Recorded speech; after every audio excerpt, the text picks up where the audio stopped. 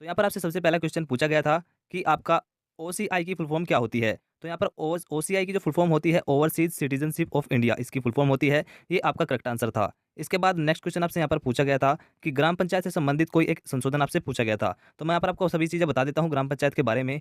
तो देखिए 73वां संविधान संशोधन सन 1992 जो कि 14 अप्रैल 1993 से लागू हुआ। इस संशोधन के तहत संविधान में भाग 9 जोड़ा गया और अनुच्छेद 343 ए में इसका जिक्र है। इस संशोधन के तहत संविधान में 11वीं अनुसूची जोड़ी गई जिसमें कुल 29 विषय है। तो ये हो गया ग्राम पंचायत के बारे में।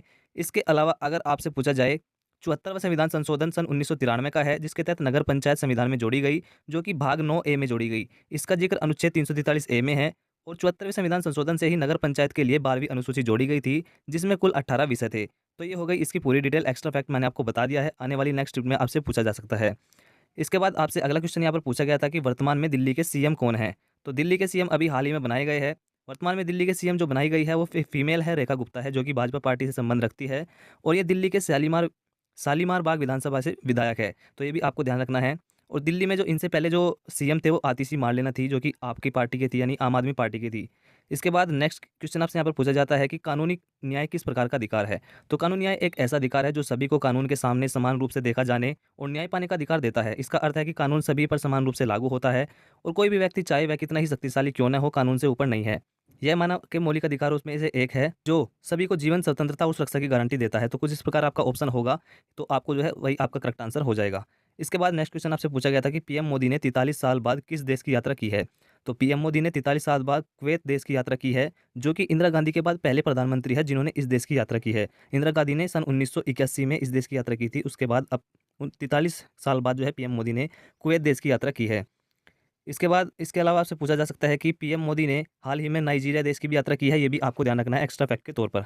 नेक्स्ट क्वेश्चन आपसे पूछा गया था कि इसरो के नए अध्यक्ष कौन बनाए गए हैं? तो इसरो के वर्तमान अध्यक्ष जो है अभी बनाए गए हैं हाल ही में वी नारायण को बनाया गया है। यह इसरो के अब तक के 11वें अध्यक्ष है और इन्होंने 14 जनवरी 2025 से अपना कार्यभार संभाला है। बात करें इसरो की, तो इसरो की स्थापना 15 अगस्त 1969 को होती है। इसरो का हेडक्वार्टर बेंगलुरु कर्नाटक में है। इसरो के पहले जो हेड थे विक्रम साराभाई थे, इन्हीं के नाम पर इनका विक्रम साराभाई स्पेस सेंटर भी है जहाँ से इसरो जो है अपना लॉन्चिंग व्हीकल लॉन्च करता है। इसके बाद नेक्स्ट क्वेश्चन आपसे पूछा गया था यहाँ पर स्वदेशी आंदोलन। स्वदेशी आंदोलन कब चलाया गया था? तो 7 अगस्त 1905 को स्वदेशी आंदोलन चलाया गया था। बंगाल विभाजन के विरोध में चलाया गया था। इस आंदोलन के तहत भारतीयों ने विदेशी वस्तुओं का बहिष्कार किया था और स्वदेशी वस्तुओं को अपनाया था, यानी हथकरघा की वस्तुओं का इस्तेमाल किया। इसी कारण जो है 7 अगस्त को भारत में राष्ट्रीय हथकरघा दिवस भी मनाया जाता है। और बंगाल विभाजन की जो तारीख रखी थी ये आपकी 16 अक्टूबर 1905 रखी गई थी। तो बंगाल विभाजन किया किसने था? ये है आपका कर्जन ने आपका बंगाल विभाजन किया था, ये भी आपको ध्यान रखना है। इसके बाद आपसे नेक्स्ट क्वेश्चन यहाँ पर पूछा गया था, निःशुल्क और विधिक सहायता का अधिकार किस अनुच्छेद में है? तो निःशुल्क और विधिक सहायता का अधिकार अनुच्छेद 39 ए में है और इस अनुच्छेद को 42वें संविधान संशोधन 1976 के द्वारा जोड़ा गया था। बात करें इससे अलग आपसे पूछा जा सकता है नेक्स्ट शिफ्ट में अनुच्छेद 19(1)(a) में क्या है? तो विचार और अभिव्यक्ति की स्वतंत्रता है। अनुच्छेद 20 और 22 में क्या है? सजा आदि में छूट है। जो आपको सजा होती है किसी भी क्रिमिनल को उसमें छूट दी जाती है, वो 20 और 22 में है। अनुच्छेद 21 में प्राण और दैहिक स्वतंत्रता का अधिकार है। अनुच्छेद 21(a) में शिक्षा का अधिकार है जिसको 86वें संविधान संशोधन सन 2002 के द्वारा भारत के संविधान में जोड़ा गया था मौलिक अधिकार के रूप में। इसके बाद आपसे नेक्स्ट क्वेश्चन यहाँ पर पूछा गया था, चंद्रगुप्त द्वितीय की पत्नी का नाम क्या था? तो चंद्रगुप्त द्वितीय की पत्नी का नाम दुर्देवी था। बाकी इसकी एक और पत्नी थी, उसका नाम आपसे पूछा गया होगा, तो उसका नाम था, शायद उसका नाम कुछ मेरे याद नहीं आ रहा है, आपको गूगल करके देख लेना है। बाकी बात करें चंद्रगुप्त जो द्वितीय है उसके पुत्र का नाम कुमारगुप्त था जिसने नालंदा विश्वविद्यालय की स्थापना की थी। ये भी आपको एक्स्ट्रा फैक्ट के तौर पर ध्यान रखना है। नेक्स्ट क्वेश्चन आपसे पूछा गया था कि निम्न में से प्रासरण जो है उसका उदाहरण आपको बताना था। 4 ऑप्शन आपको दिए गए थे, तो आपको जो है प्रासरण का अपना ऑप्शन ढूंढना था कौन सा सही आंसर है। तो मैं आपको प्रासरण के कुछ उदाहरण बता देता हूं, जिसमें सबसे पहला है पौधों की जड़ों द्वारा पानी का जो अवशोषण किया जाता है वह भी प्रासरण का उदाहरण है। ताजे पानी में लाल रक्त कोशिकाओं का फूल जाना, ये भी प्रासरण का ही एक उदाहरण है। और निर्जलीकरण, ये भी प्रासरण का अधिकार है। तो इनमें से आपका जो भी ऑप्शन रहा होगा वही आपका करेक्ट आंसर हो जाएगा। इसके बाद नेक्स्ट क्वेश्चन आपसे पूछा गया था कि ग्राम सभा क्या होती है? तो ग्राम सभा किसी गांव के सभी वयस्क यानी 18 प्लस जिनकी एज होती है उसके निवासियों की एक सभा होती है जो गांव की मतदाता सूची में दर्ज होते हैं। यानी जो भी गांव की इलेक्शन की जो लिस्ट होती है उसमें जिनका नाम होता है, जो वोट डालते हैं, उनके समूह को ग्राम सभा कहा जाता है। यह पंचायत राज व्यवस्था का सबसे बड़ा और प्राथमिक निकाय है। यह एक स्थायी निकाय है जिसका अर्थ है यह लगातार कार्य करता रहता है। तो ये आपका करेक्ट आंसर हो जाएगा। आपको जो है अपने ऑप्शन के हिसाब से अपना आंसर चूज करना है। इसके बाद नेक्स्ट क्वेश्चन आपसे पूछा गया था कि 1929 में कांग्रेस के अधिवेशन की अध्यक्षता किसने की थी? तो 1929 में कांग्रेस के अधिवेशन की अध्यक्षता पंडित जवाहरलाल नेहरू ने की थी। इस अधिवेशन का आयोजन लाहौर में किया गया था, जहां पर पंडित जवाहरलाल नेहरू ने पूर्ण स्वराज की मांग की थी। ये भी आपको ध्यान रखना है, नेक्स्ट क्लिप में आपसे पूछा जा सकता है। इसके बाद 26 जनवरी 1930 में पहली बार भारत का स्वतंत्रता दिवस पहली बार मनाया गया था, 26 जनवरी 1930 को। ये भी आपको जो है एक्स्ट्रा फैक्ट के तौर पर ध्यान रखना है। इसके बाद आपसे और भी पूछा जा सकता है कांग्रेस के अधिवेशन से। मैं आपको यहाँ पर कुछ अधिवेशन भी बता देता हूँ। देखिए, सबसे पहला है यहाँ पर 1906 का कोलकाता अधिवेशन, जिसकी अध्यक्षता दादा भाई नौरोजी ने की थी, ये भी आपको ध्यान रखना है। 1907 का सूरत अधिवेशन, इसकी अध्यक्षता डॉक्टर रास बिहारी घोष ने की थी। इसमें नरम दल और गरम दल दोनों अलग हो गए थे, ये इसका फैक्ट आपको याद रखना है।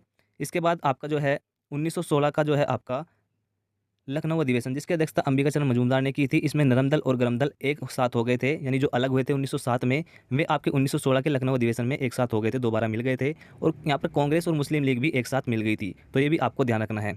इसके अलावा आपसे पूछा जा सकता है 1924 का जो बेलगाम अधिवेशन है, इसकी अध्यक्षता जो है महात्मा गांधी ने की थी, और ये पहला अधिवेशन था जिसकी अध्यक्षता महात्मा गांधी ने की थी, ये भी आपको ध्यान रखना है। इसके बाद नेक्स्ट क्वेश्चन आपसे पूछा गया था यहाँ पर, शिफ्ट प्लस टैब जो शॉर्टकट की होती है कंप्यूटर में, उसका उपयोग किस लिए किया जाता है? तो शिफ्ट प्लस टैब की का प्रयोग आप जो है ब्राउजर में पिछले टैब में जाने के लिए कर सकते हैं। इसके अलावा एक और शॉर्टकट की मैं आपको बता देता हूँ, आपसे आगे पूछी जा सकती है, कंट्रोल प्लस टैब का प्रयोग क्यों करते हैं? तो कंट्रोल प्लस टैब का आप उपयोग करते हैं अगले टैब में जाने के लिए। इसके बाद नेक्स्ट क्वेश्चन आपसे यहाँ पर पूछा गया था कि आरएनए में थाइमीन के स्थान पर यूरेसिल का प्रयोग क्यों किया जाता है? तो मैं आपको बता दूं, यूरेसिल आरएनए को आसानी से विकसित करने में मदद करता है, जो कोशिका को यह बदलने की अनुमति देता है कि कौन से जीन व्यक्त किए जा रहे हैं, क्योंकि पुराने आरएनए लंबे समय तक नहीं टिकते हैं, इसलिए आरएनए में थाइमीन के स्थान पर यूरेसिल का प्रयोग किया जाता है, ये आपको ध्यान रखना है। इसके बाद नेक्स्ट क्वेश्चन आपसे पूछा जा सकता है कि डीएनए की फुल फॉर्म बताओ, तो डीऑक्सीराइबोन्यूक्लिक एसिड होता है। इसमें एडेनिन, थाइमिन, साइटोसिन और ग्वानिन, ये 4 पदार्थ पाए जाते हैं। इसके अलावा आपसे आरएनए की भी फुल फॉर्म यहाँ पर पूछ सकता है। यहाँ पर आरएनए की फुल फॉर्म दी गई है राइबोन्यूक्लिक एसिड। इसमें भी आपके 4 पदार्थ पाए जाते हैं। इसमें सिर्फ थाइमिन को छोड़कर जो आपका डीएनए में थाइमिन पाया जाता है, इसकी जगह पर यहाँ पर यूरेसिल पाया जाता है आरएनए में, बाकी तीनों वही पाए जाते हैं, एडेनिन, साइटोसिन, ग्वानिन, ये भी आपको ध्यान रखना है। इसके बाद आपसे नेक्स्ट क्वेश्चन यहाँ पर पूछा गया था कि 2025 में अंतर्राष्ट्रीय ओलंपिक समिति की नई हेड किसे बनाया गया है? तो ये एक इंपॉर्टेंट क्वेश्चन है, अभी करंट का ये क्वेश्चन है। तो 2025 में अंतर्राष्ट्रीय ओलंपिक समिति की नई हेड क्रिस्टी कोवेंट्री को बनाया गया है, जो कि जिम्बाब्वे की रहने वाली है, और अफ्रीका की पहली और विश्व की भी पहली ही महिला है जो कि अंतर्राष्ट्रीय ओलंपिक समिति की पहली हेड बनी है। तो ये आपको करेक्ट आंसर हो जाएगा आपका क्रिस्टी कोवेंट्री। बाकी बात करें ओलंपिक की, तो 1896 में एथेंस में पहला ओलंपिक खेला गया था। अंतर्राष्ट्रीय ओलंपिक संघ का हेडक्वार्टर लुसाने स्विट्जरलैंड में है, ये भी आपको ध्यान रखना है।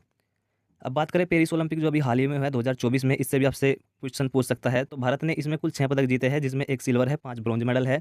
इसके साथ ही भारत जो है 72वें स्थान पर यहाँ पर रहा है पेरिस ओलंपिक 2024 में, ये भी आपको ध्यान रखना है। इसके बाद नेक्स्ट क्वेश्चन आपसे यहाँ पर पूछा गया था, भारत के जून 2025 तक नियंत्रक एवं मालिका परीक्षक कौन है? यानी कैग आप यहाँ से पूछ रहा है, कैग कौन है भारत के 2025 तक? तो यहाँ पर जो है अभी नए कैग बनाए गए हैं। के संजय मूर्ति भारत के वर्तमान नियंत्रक और मालिका परीक्षक है। उन्होंने 21 नवंबर 2024 को पदभार ग्रहण किया है। में भारत के 15वें कैग बने हैं, यानी 15वें नंबर के में सीएजी है।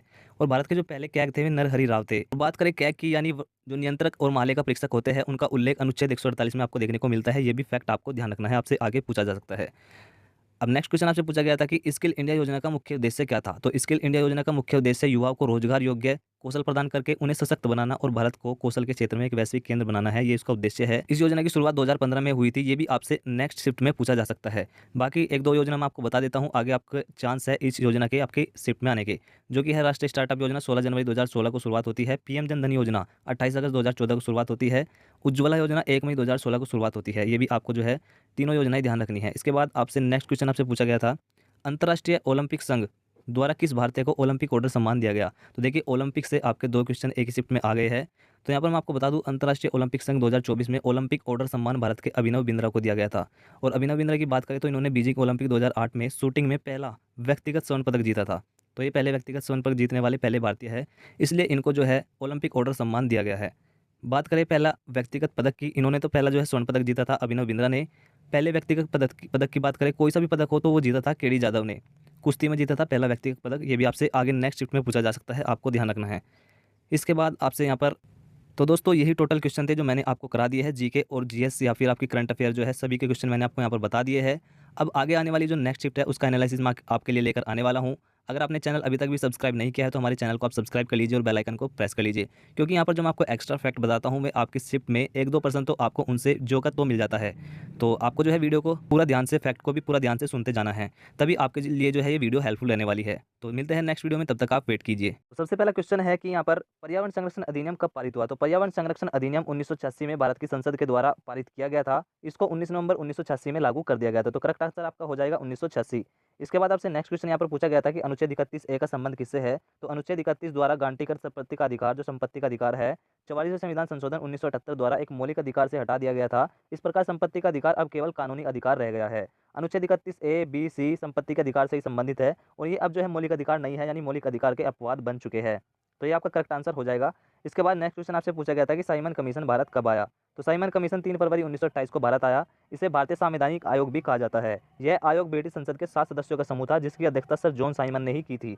आयोग की भारत में संवैधानिक सुधारों का अध्ययन करने के लिए नियुक्त किया गया था। साइमन कमीशन के विरोध के दौरान लाला लाजपत राय की विरोध करते हुए सर में लाठी लगने से भी मृत्यु हो गई थी।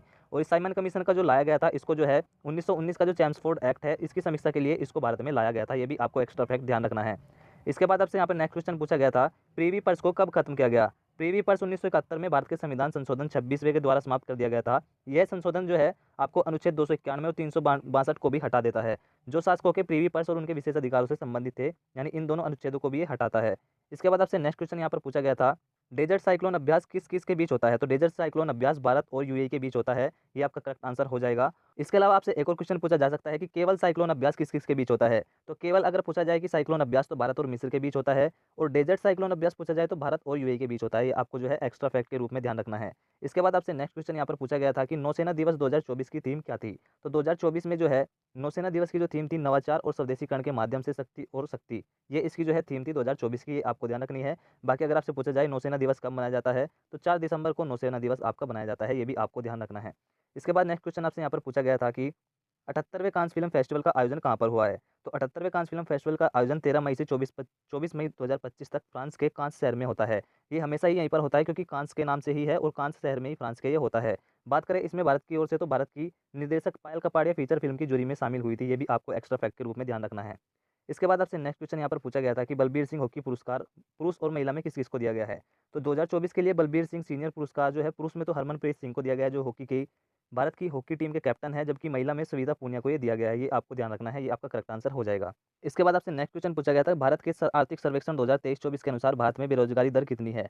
तो भारत की जो बेरोजगारी दर है वो 2017-18 में 6% से थी, और उससे घटकर अब 2023-24 में 3.2% रह गई है। तो 3.2% आपका करेक्ट आंसर हो जाएगा। बाकी बात करें महिला श्रम बल भागीदारी की, तो 2017-18 में 23.3% थी, और ये बढ़ गई है। बढ़कर कितनी हो गई है? 2023-24 में 41.7% हो गई है। ये आपसे जो है नेक्स्ट स्क्रिप्ट में पूछा जा सकता है। आपको ये क्वेश्चन याद रखना है।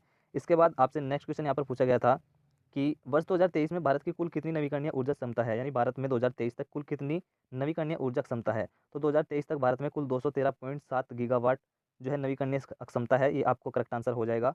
भारत सरकार ने 2030 तक अपनी कुल स्थापित बिजली क्षमता का 50% नवीकरणीय ऊर्जा स्रोतों से प्राप्त करने का लक्ष्य निर्धारित किया गया है। इसके बाद आपको नेक्स्ट क्वेश्चन यहाँ पर पूछा गया था कि 105वां संविधान संशोधन किससे संबंधित है?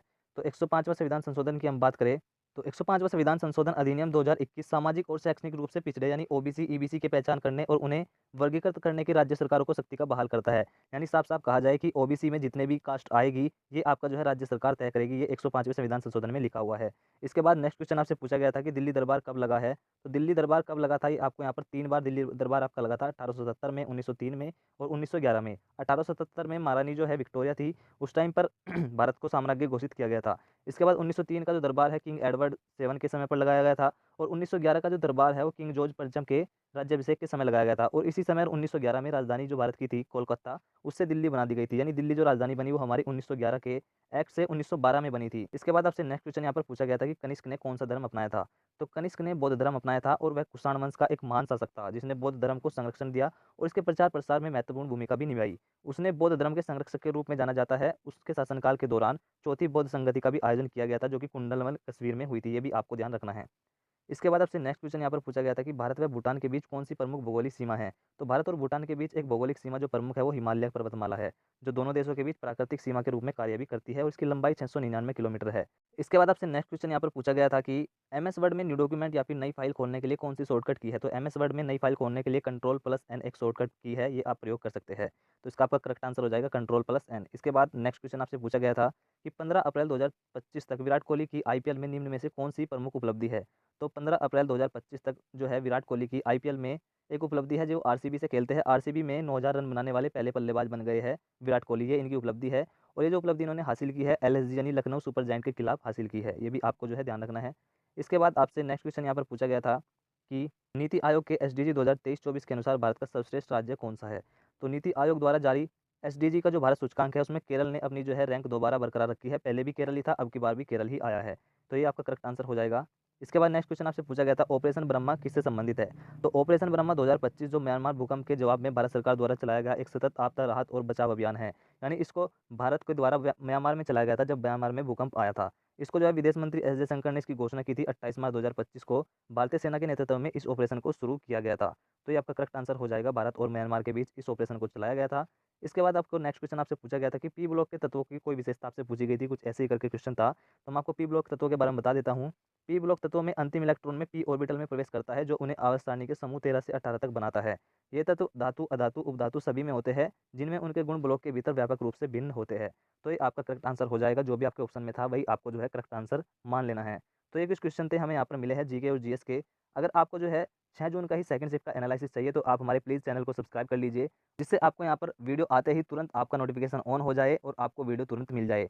इससे आपको क्या होता है कि अगर आपका आने वाली शिफ्ट में एग्जाम है तो आपको जो है एक आइडिया लग जाता है कि कहाँ से कौन से क्वेश्चन आ रहे हैं, तो फिर आप उस हिसाब से अपनी तैयारी कर सकते हैं। और इसके अलावा मैं आपको एक्स्ट्रा फैक्ट भी बताता हूँ जिससे आपको आगे आने वाली शिफ्ट में भी हेल्प मिलेगी। तो आपको जो है हमारे चैनल को सब्सक्राइब कर लेना है और बेल आइकन को प्रेस कर लेना है। तो चलिए अब शुरू करते हैं। तो सबसे पहला यहाँ पर क्वेश्चन आया था कि पावर पॉइंट में न्यू स्लाइड करने के लिए आपको शॉर्टकट की बतानी थी। तो पावर पॉइंट में अगर आप न्यू स्लाइड जोड़ना चाहते हैं तो उसके लिए आपको कंट्रोल+M की जो है शॉर्टकट की का उपयोग करना पड़ेगा। तो ये आपका कंट्रोल+M करेक्ट आंसर हो जाएगा। इसके बाद मैंने यहाँ पर और भी आपके शॉर्टकट की बताई है, जैसे यहाँ पर लिखा हुआ है कंट्रोल+N से आप एक नई प्रेजेंटेशन बना सकते हैं। कंट्रोल+D से आप स्लाइड को डुप्लीकेट कर सकते हैं। कंट्रोल+A से आप पूरे के पूरे टेक्स्ट को एक बार में ही सिलेक्ट कर सकते हैं। कंट्रोल+B से आप बोल्ड कर सकते हैं टेक्स्ट को। C से कॉपी कर सकते हैं। कंट्रोल+V से आप उसको पेस्ट भी कर सकते हैं। इसी प्रकार यहाँ पर मैंने और भी यहाँ पर आपको कंट्रोल शॉर्टकट की दी है, आपको एक बार इनको देख लेना है। इसके बाद आपको नेक्स्ट क्वेश्चन यहाँ पर पूछा गया था आपसे कि अभिधम्म पिटक में उल्लेख किस चीज़ का है। जो आपके जो है बौद्ध धर्म के पिटक है उसमें अभिधम्म पिटक में किस चीज़ का उल्लेख है। तो यहाँ पर आपका जो है अभिधम्म पिटक में बौद्ध धर्म के दार्शनिक और मनोवैज्ञानिक सिद्धांतों का विस्तृत विश्लेषण और वर्णन है। तो ये हो गया आपका अभिधम्म पिटक के बारे में। अब मैं आपको बता देता हूँ बौद्ध धर्म में 3 पिटक होते हैं, विनय पिटक, सुत्त पिटक और अभिधम्म पिटक। बौद्ध धर्म में जो पिटक होता है इसका अर्थ होता है टोकरी, ये भी आपको ध्यान रखना है, ये आपसे नेक्स्ट शिफ्ट में पूछा जा सकता है। इसके बाद मैं आपको तीनों पिटक के नाम बता देता हूँ। विनय पिटक में क्या होता है, विनय पिटक में संघ या मठ के आदेश में शामिल होने वाले नियम और कानून शामिल होते हैं, ये हो गया विनय पिटक। उसके बाद सुत्त पिटक जो आपका होता है इसमें बुद्ध के सिद्धांतों, संवादों, गद्य संवादों, मुक्तक छंदों और छोटी छोटी प्राचीन कहानियों का ये संग्रह है। तो ये मैंने आपको तीनों पिटक के बारे में बता दिया है। इनमें से आपको नेक्स्ट शिफ्ट में कोई सा दूसरा भी पिटक आपको देखने को मिल सकता है, तो आपको इनको याद रखना है। इसके बाद आपसे यहाँ पर नेक्स्ट क्वेश्चन पूछा गया था पीएम नरेंद्र मोदी के जो है दूसरे प्रधान सचिव कौन बने हैं। तो जो पीएम नरेंद्र मोदी जी है उनके दूसरे प्रधान सचिव शक्तिकांत दास को ही बनाया गया है। और शक्तिकांत दास का नाम आपने पहले भी सुना होगा क्योंकि ये पहले आरबीआई के गवर्नर भी रह चुके हैं। अब जो है आरबीआई के गवर्नर बन चुके हैं संजय मल्होत्रा, ये भी आपको ध्यान रखना है। इसके बाद नेक्स्ट क्वेश्चन आपसे पूछा गया था कि भील विद्रोह कब हुआ था। विद्रोह का भी क्वेश्चन आपके एग्जाम में आता है, 3-4 विद्रोह है, मैं आपको इसी क्वेश्चन में कंप्लीट करा दूंगा। तो सबसे पहले बात कर लेते हैं जो आपके एग्जाम में आया है भील विद्रोह। तो भील विद्रोह आपका 1800-1831 के बीच हुआ था।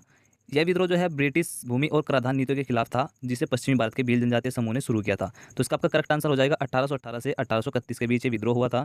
इसके बाद आपका आता है कोल विद्रोह। कोल विद्रोह आपका 1831-32 में झारखंड में कोल जनजाति के द्वारा किया गया था, तो आपका ये कोल विद्रोह हो जाएगा। इसके बाद है आपका संथाल विद्रोह। संथाल विद्रोह भी आपका जो है इंपॉर्टेंट विद्रोह है, 1855-56 में हुआ था। 2 संथाली भाई थे, सिद्धू और कानू, दोनों ने ईस्ट इंडिया कंपनी के खिलाफ के विद्रोह की घोषणा की थी। ये आपका संथाल विद्रोह हुआ था पंजाब में।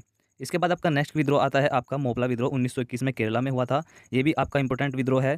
इसके बाद आपका एक और विद्रोह यहाँ पर है रामोसी विद्रोह। रामोसी विद्रोह सतारा महाराष्ट्र में 1822 में हुआ था। इसका नेतृत्व जो है चित्तूर सिंह ने किया था और ये 1825 से 1829 तक भी जारी रहा था, ये भी आपको ध्यान रखना है।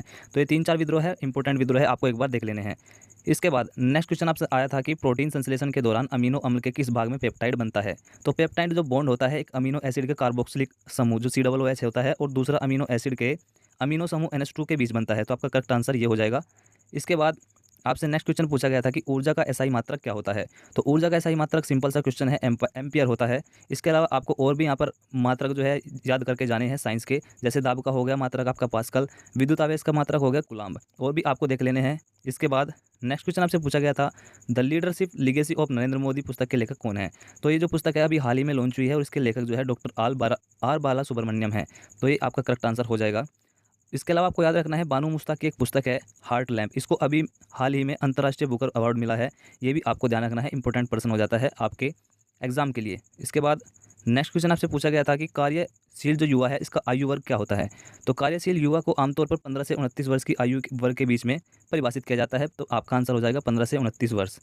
इसके बाद आपसे नेक्स्ट क्वेश्चन पूछा गया था कि भारत का पहला एआई विश्वविद्यालय कहाँ पर स्थापित होगा। तो भारत का पहला एआई विश्वविद्यालय महाराष्ट्र में स्थापित होगा। तो महाराष्ट्र इसका करेक्ट आंसर हो जाएगा।